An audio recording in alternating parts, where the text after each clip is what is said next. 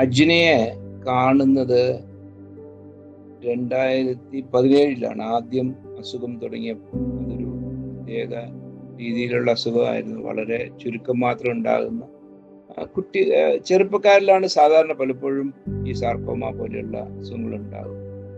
കാണുമ്പോൾ തന്നെ അത് അത്ര നല്ല അസുഖമല്ല എന്നുള്ളത് അറിയാം. എന്നാലും പലപ്പോഴും പലർക്കും വൈദ്യ സഹായത്തോടുകൂടി അതിനെ തരണം ചെയ്യാൻ പറ്റാറുണ്ട്.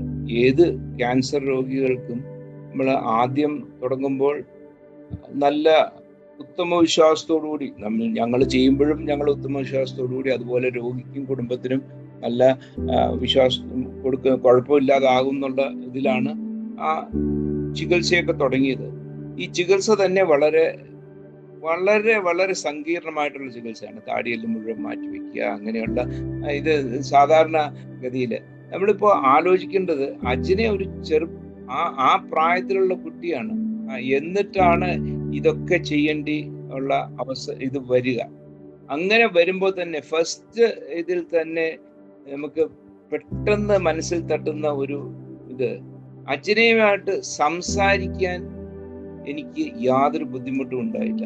ഒരു ബുദ്ധിമുട്ടും ഉണ്ടായില്ല. കാരണം ക്യാൻസർ ആണ്, അതിന്റെ ചികിത്സയാണ് എന്ന് പറയുമ്പോൾ ആരെയും മനസ്സിൽ തട്ടും. പക്ഷെ ആ തട്ടല് കഴിഞ്ഞിട്ടുള്ള 1 മിനിറ്റ് കഴിഞ്ഞാൽ അജ്ന അതിനെ ഫേസ് ചെയ്ത് അന്ന് മുതൽ ഇന്ന് വരെ ഫേസ് ചെയ്ത ഒരു പ്രത്യേക രീതിയുണ്ട്. അതാണ് മനസ്സിൽ എപ്പോഴും പതിഞ്ഞു വരുന്നത്. അന്ന് സർജറി കഴിഞ്ഞിട്ട് കാലിൽ നിന്ന് എല്ലെടുത്ത് വെച്ച് താടിയെല്ലുണ്ടാക്കി വെച്ചു. അതില് കുഴപ്പമുണ്ടായിരുന്നില്ല. പക്ഷെ അതിൻ്റെതായിട്ടുള്ള രീതിയിൽ ചില പ്രശ്നങ്ങളൊക്കെ ഉണ്ടായി. അത് പലപ്പോഴും സർജറിയിൽ പറഞ്ഞിട്ടുള്ളതാണ്. എന്നാലും ഈ അജ്നയ്ക്ക് കാലിൽ നടക്കാൻ ബുദ്ധിമുട്ടുണ്ട്. ആ നടക്കാനുള്ള ബുദ്ധിമുട്ട് പ്രത്യേകിച്ച് ഈ സർജറിയുടെ ഒരു സൈഡ് എഫക്റ്റ് ആയിട്ട് വേണം പറയാനായിട്ട്, അസുഖത്തിന്റെ അല്ല.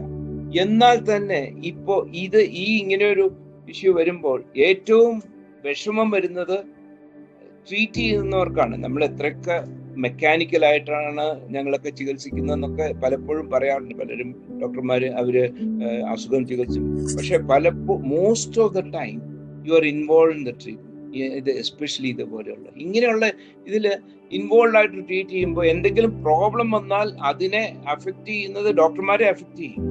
അപ്പോ ഈ അജ്നയുടെ കാര്യത്തിലൊക്കെ പ്രത്യേകിച്ചും ആ പ്രായത്തിന്റെ ഇതിലും, അതേപോലെ അജ്നയുടെ കുടുംബത്തിന്റെ കുടുംബാംഗങ്ങളുടെ അന്ന് ഉണ്ടായിരുന്നവരുടെയൊക്കെ ആ അജ്നയോടുള്ള സ്നേഹവും അജ്നയോടുള്ള it was a huge close knit family, lot of support.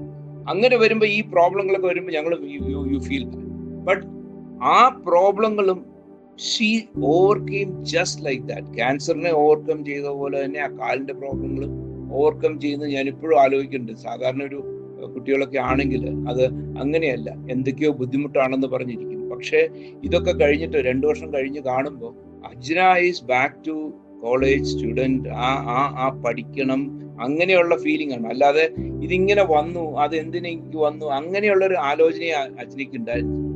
അത് കഴിഞ്ഞിട്ടാണ് ദൗർഭാഗ്യം കൊണ്ട് ക്യാൻസറിനെ പലപ്പോഴും എത്രയൊക്കെ നന്നായിട്ട് ചികിത്സിച്ചാലും പലപ്പോഴും കീഴ്പ്പെടുത്താൻ പറ്റാറില്ല. അതേപോലെ ഒരു ഇൻസിഡന്റ് ആണ് അജ്നയുടെ ഉണ്ടായത്. 2ാമത്തെ പ്രാവശ്യവും നമ്മൾ ചെയ്തു. അത് കഴിഞ്ഞിട്ട് പിന്നെ ഒരു 2 വർഷം, എനിക്ക് തോന്നുന്നു 1.5 വർഷം മുമ്പോ മറ്റേ ആണ് ഒരു ചികിത്സ പറ്റില്ല, പാലിയേറ്റീവ് നേച്ചറിലേക്ക് പോകണം എന്നുള്ള ഒരു അവസ്ഥ വന്നത്. ആ അവസ്ഥ ഇതൊക്കെ ആ 2ാമത്തെ സർജറി ആണെങ്കിലും അല്ലെങ്കിൽ പാലിയേറ്റീവ് കെയർ ഉള്ള അവസ്ഥയാണെങ്കിൽ തന്നെ പലപ്പോഴും പല രോഗികളും, ഇപ്പൊ ഞാനൊരു 30 വർഷമായിട്ട് ക്യാൻസർ രോഗികളുമായിട്ട് കാണാറുണ്ട്, ചികിത്സിക്കാറുണ്ട്. പലപ്പോഴും ഒരു ഉദ്ദേശം 40% 50%-ലെങ്കിലും മനസ്സിന് വിഷമം ഉണ്ടാകുന്ന കാര്യങ്ങളാണ് പലപ്പോഴും കാണുന്നത്. പക്ഷെ എന്നിരുന്നാൽ തന്നെ അജ്നയുടെ കാര്യത്തില് ഞങ്ങളുടെ ഡിപ്പാർട്ട്മെന്റിലും അജ്നയെ ചികിത്സിക്കുന്ന എല്ലാവർക്കും അജ്നയുടെ കാര്യത്തിൽ വിഷമമുണ്ട് എപ്പോഴും. കാരണം ഇത്രയും നല്ലൊരു കുട്ടിക്ക് ഇങ്ങനെ വന്നല്ലോ എന്ന്. പക്ഷെ അതിലെ ഒരു സിൽവർ ലൈനിങ് എന്ന് ഞാൻ പറയുന്നത്, അത് നമ്മൾ എല്ലാവരും മനസ്സിലാക്കേണ്ട ഒരു കാര്യം. ഒന്ന്, ഈ അജ്ന ഇത്രയും കാലമായിട്ടും അജിനെ ഇപ്പൊ എന്നെ കാണണമെന്ന് പറഞ്ഞു വരുമ്പോഴൊക്കെ എന്റെ മനസ്സാണ് പിടയ്ക്കുന്നത്. ഞാൻ എങ്ങനെ ആ കുട്ടിയെ കാണും, എങ്ങനെ ആ കുട്ടിക്ക് എന്തെങ്കിലും സഹായം ചെയ്യാൻ പറ്റും. പക്ഷെ ആ മനസ്സിന് സമാധാനം ഉണ്ടാകുന്ന അജിനെ കാണുമ്പോഴാണ്. അജിനെയും അജിനയുടെ അമ്മയും രണ്ടുപേരും അവരുടെ മുഖത്ത് ആ അസുഖത്തിന്റെ തീവ്രത അറിയാത്തത് കൊണ്ടല്ല, പക്ഷെ അത് ഒരിക്കലും അവരെ ഒരു കീഴ്പ്പെടുത്തുന്ന രീതിയിൽ നമുക്കാണ് വിഷമം തോന്നുന്നത്. അവരാണ് ഈ ഒന്നും പറഞ്ഞില്ലെങ്കിലും ധൈര്യം തരുന്നത്. ആ രീതിയിലുള്ള പെരുമാറ്റമായിരുന്നു അജിനെയും അമ്മയും. അത് കൂടാതെ പലപ്പോഴും നമ്മൾ ആലോചിക്കേണ്ടത്, എന്തിന് ഈ കുട്ടിക്ക് ദൈവം ഇങ്ങനെ കൊടുക്കുന്നു, ഇത്ര വിഷമം കൊടുക്കുന്നു? ആ രീതിയിലുള്ള ആലോചന നമുക്കാണ്. അജിനയ്ക്ക് എനിക്ക് തോന്നുന്നില്ല, അജിനെ ഒരിക്കലും ഈ അസുഖം കാരണം ഒരു കീഴ്പ്പെട്ടു പോയി, ഞാൻ എന്തിനു സഹിച്ചു, അങ്ങനെ ഒരു മനസ്സില് ഒരിക്കലും ഒരു രീതിയിലുള്ള കുറ്റങ്ങളോ ആരെക്കുറിച്ചോ നമ്മുടെ വിധിയെക്കുറിച്ചോ ഒന്നും ആ അജിനയുടെ തലയിൽ കൂടെ പോകുന്നതായിട്ട് നമുക്ക് തോന്നുന്നില്ല. ഉണ്ടാകുമായിരിക്കും, പക്ഷെ അത് ഒരിക്കലും പുറത്ത് കാണിക്കുന്നുണ്ടായിരുന്നില്ല. ഞാൻ ഈ പറഞ്ഞ പോലെ എൻ്റെ ചികിത്സ ഇതുവരെയുള്ള ഇതില് 1-2 പേര് മാത്രമാണ് ഇത്രയും മനസ്സുകൊണ്ട് ഓർമ്മിക്കുക. ഒരാളുടെ പേര് ഞാൻ പണ്ട് ഫേസ്ബുക്കിൽ എഴുതിയിട്ടുണ്ടായിരുന്നു. ജിഷ്ണു എന്ന് പറഞ്ഞൊരു ആക്ടർ, ശ്രീ രാഘവന്റെ മകൻ. അദ്ദേഹത്തിന്റെ ഇതില് ഇതേപോലെയുള്ള ക്യാൻസർ ആയിരുന്നു. മരിക്കുന്നതിന് 2 ദിവസം മുമ്പ് പോയാലും ICUയിൽ പോകുമ്പോഴും കാണുമ്പോൾ തംസപ്പ് ആണ് കാണിക്കുന്നത്. എന്ന് പറഞ്ഞാല് ഞാൻ ഐ ആം ദേർ. ഇതേ സെയിം ഫീലിംഗ് ആണ് അജിനയ്ക്ക് ഞങ്ങൾ സംസാരിക്കുമ്പോഴെപ്പോഴും ഇതൊക്കെ കഴിഞ്ഞിട്ടൊക്കെ ആകുമ്പോഴത്തേക്കും സംസാരിക്കുമ്പോൾ എപ്പോഴും ഇതിനെക്കുറിച്ചുള്ള ഒരു നെഗറ്റീവായിട്ടുള്ള ഒന്നുമില്ല. പലപ്പോഴും ഈ ചികിത്സ, 2ാമത്തെ ചികിത്സ കഴിയുമ്പോഴും പഠിക്കുന്നതിനെ കുറിച്ചും മുമ്പോട്ട് പോകുന്നതിനെ കുറിച്ചുമാണ്. that is the most striking thing which I don't think I will ever forget her. She and her family, I think the greatest virtue. Ajna had misfortune.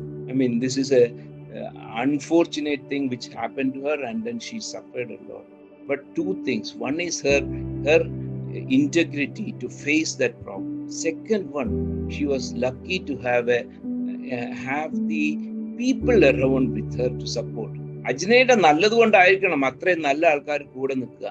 അജിനയുടെ അമ്മ, അജിനയുടെ അമ്മായി, അതുപോലെ ക്രിസ്റ്റഫർ, ഇങ്ങനെ എനിക്ക് ഇഷ്ടം പോലെ ആൾക്കാരെ നേരിട്ട് പറയാൻ പറ്റും. എത്ര പേര് അതിന് അജിനയുടെ ഒപ്പം നിന്നു. അജിനയ്ക്ക് ഒപ്പം നിൽക്കുന്നതിന് ഇത്രയും പേരെ കിട്ടുന്നത് തന്നെ വലിയൊരു ഭാഗ്യമാണ്. അത് അജിനയുടെ പുണ്യമാണ്. അത് അജിനയുടെ ആ നല്ല ഇതുകൊണ്ട്, മനസ്സും നല്ല ഇതുകൊണ്ട് മാത്രമാണ് ഉണ്ടായിരിക്കുന്നത്. എനിക്ക് അതിൽ കൂടുതലൊന്നും പറയാനില്ല. എൻ്റെ ജീവിതത്തിൽ ഇപ്പോ ട്രീറ്റ്മെന്റിലുള്ള ജീവിതത്തിൽ, ഞങ്ങളുടെ ഡിപ്പാർട്ട്മെന്റിലാണെങ്കിൽ തന്നെ ഞാൻ ഇന്നാണ് അജിനയുടെ കാര്യം അവിടെ എല്ലാവർക്കും പറഞ്ഞത്. അപ്പോ എല്ലാവർക്കും മനസ്സിൽ തട്ടുന്ന ഇത്രയും പേരെ ഒരു ദിവസം 100 പേര് രോഗികളൊക്കെ പലപ്പോഴും ആ ഡിപ്പാർട്ട്മെന്റിൽ കൂടെ പോകുന്നുണ്ട്. പക്ഷെ പലപ്പോഴും ഈ 10-20 വർഷമായിട്ട് മനസ്സിൽ തട്ടുന്ന ചില രോഗികളും ചിലരെ കുറിച്ച് നമ്മൾ എന്നും ആലോചിക്കുന്ന രോഗികളിൽ ഒരാളാണ് അജിന. അജിനയുടെ അമ്മയ്ക്കും അജിനയുടെ കുടുംബാംഗങ്ങൾക്കും ഞാൻ എല്ലാ വിധത്തിലും നല്ല മനസ്സിന് ശാന്തി ഉണ്ടാവട്ടെ എന്ന് പ്രാർത്ഥിച്ചുകൊണ്ടിരിക്കുന്നു.